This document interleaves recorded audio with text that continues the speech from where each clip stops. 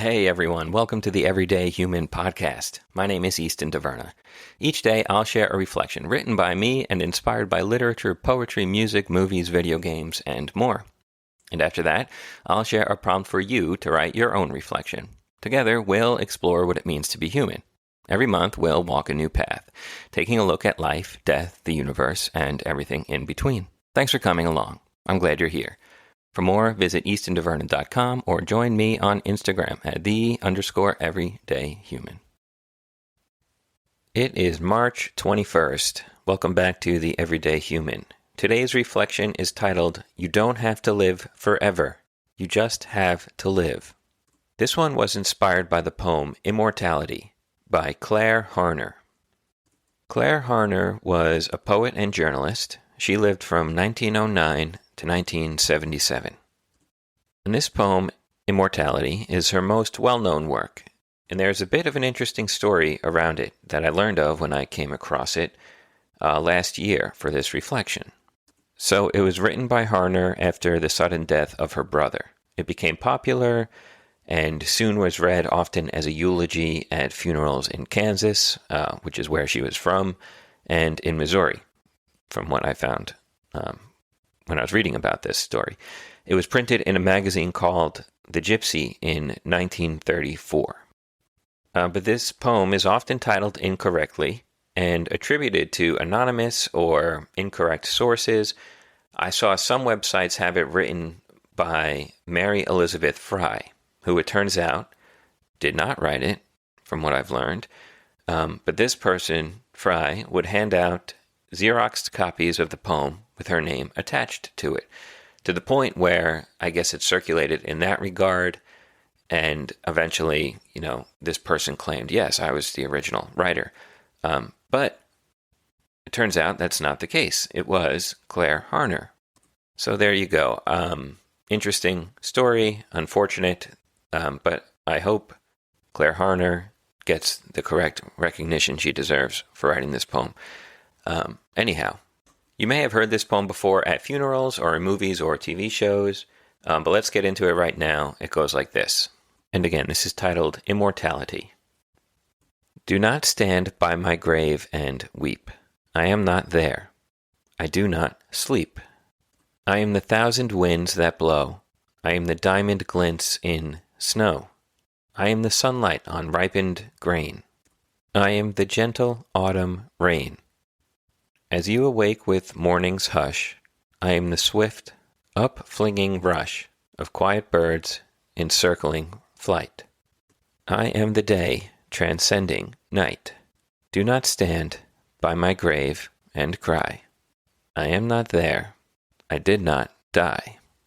Something interesting to think about quickly is if you look at part of the message of this poem, or at least a couple of lines, twice the narrator is telling you not to weep, not to cry.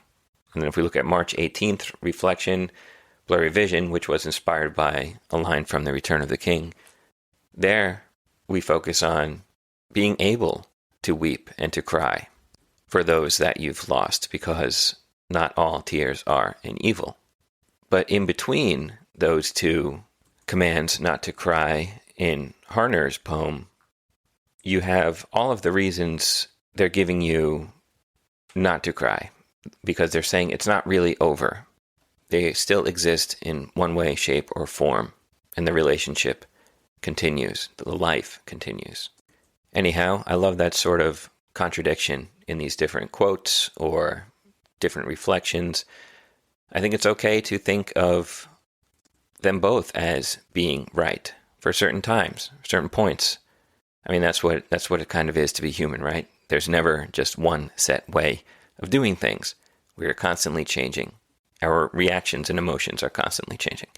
All right, anyhow, let's get into the reflection after that little pre-meandering reflection.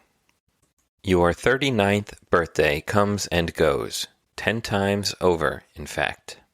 You watch the wrinkles deepen around your partner's eyes and the corners of their mouth, their hair going gray and a little bit thinner. In 60 years, they're gone, returned to the other side. Your child is physically older than you now. She needs you to push her along in a wheelchair, and nothing hurts more than when she forgets your name and the memories you once shared of hiking by the lake or teaching her how to roller skate in the driveway. Eventually, you're left alone. You watch the country change for good and for bad. You see the pains inflicted upon the earth, and you see the wonderful things humans are capable of. But then you watch them die, each and every person that you've ever grown close to.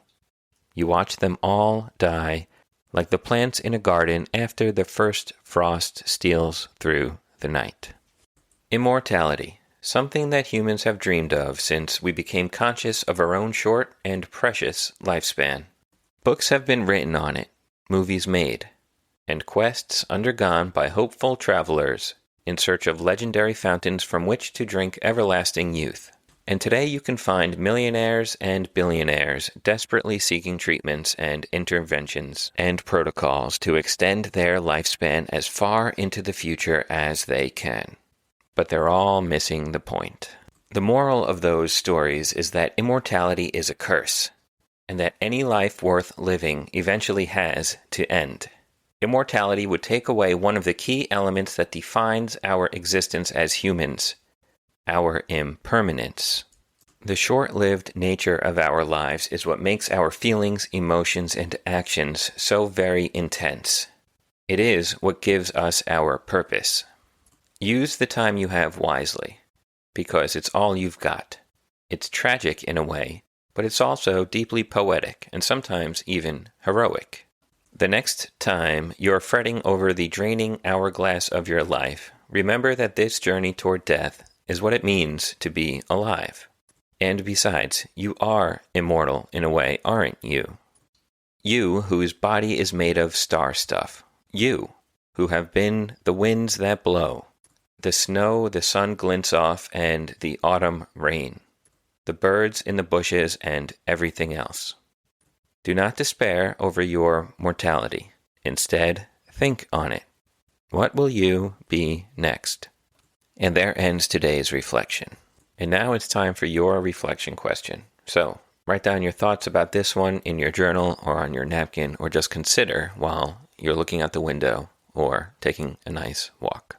Ask yourself this: am I focusing too much on the quantity of life granted to me, or am I focused on the quality? So it is important to take care of yourself, to do the best you can to live and feel the best you can. Do this, and barring any unforeseen accidents, you likely will increase the quantity of your life in years. But there's always the other side of that coin, and that can become an obsession as well. So strike the balance. Live well, do the best you can, and focus on the time in front of you. And that's all for March 21st. I'll be back tomorrow, March 22nd, with another reflection. Have a good one, and take care.